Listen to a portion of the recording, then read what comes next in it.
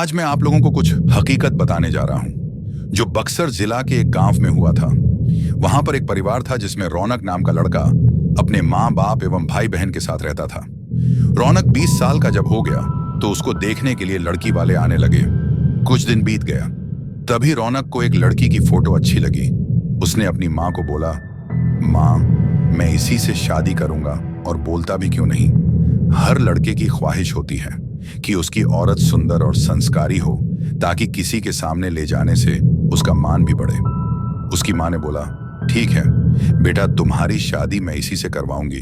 और लड़की के पिता को हाँ बोल दिया। कुछ दिन बाद उसकी शादी का दिन आ गया। वह बहुत खुश था क्योंकि उसकी हल्दी, मेहंदी और संगीत से घर में खुशी छाई हुई थी।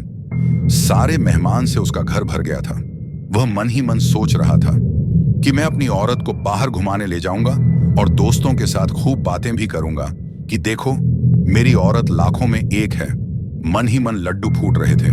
और उस दिन उसका इंतजार भी खत्म हो गया क्योंकि उस दिन उसकी शादी जो हो रही थी। गांव वाले भी धूमधाम से बारात लेकर लड़की के घर पहुंचे और दोनों की शादी भी हो गई। जब सुबह विदाई हुई तो उस समय लड़की को डोली में अकेले ही ससुराल लाया जाता था।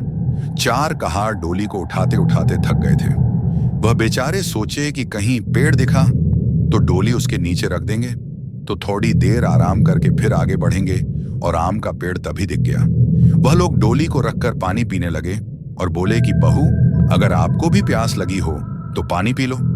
बहू ने कुछ नहीं बोला और चारों की थोड़ी सी आंख लग गई। तभी उस पेड़ की चुड़ैल नीचे उतरी और दुल्हन को मारकर उसके अंदर आ गई और डोली में बैठ गई क्योंकि दोपहर का समय था। थोड़ी देर बाद वह अपने ससुराल आ गई। लोग 4 होने के बाद जब रात हुई तो रौनक अपने कमरे में गया। जब वह अपने बिस्तर पर बैठकर दुल्हन से बातें कर रहा था तभी उसे जोर से प्यास लगी।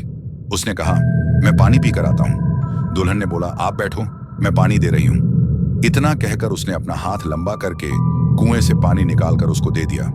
इतना देखते ही रौनक जमीन पर भद्द से गिर गया और बेहोश हो गया। थोड़ी देर बाद जब उसे होश आया तो उसने अपने सामने घूंघट में छुपी चुड़ैल को देख लिया और भागने की कोशिश करने लगा। तभी उस चुड़ैल ने बोला, आप भागो मत, मैं आपको मारूंगी नहीं और अब मैं आपके साथ रहूंगी भी नहीं तो आप जीवित नहीं रहोगे क्योंकि आपने हमारा चेहरा देख लिया। लेकिन यह गांव हमारी ही निगरानी में हमेशा रहेगा क्योंकि यहां मेरा ससुराल है।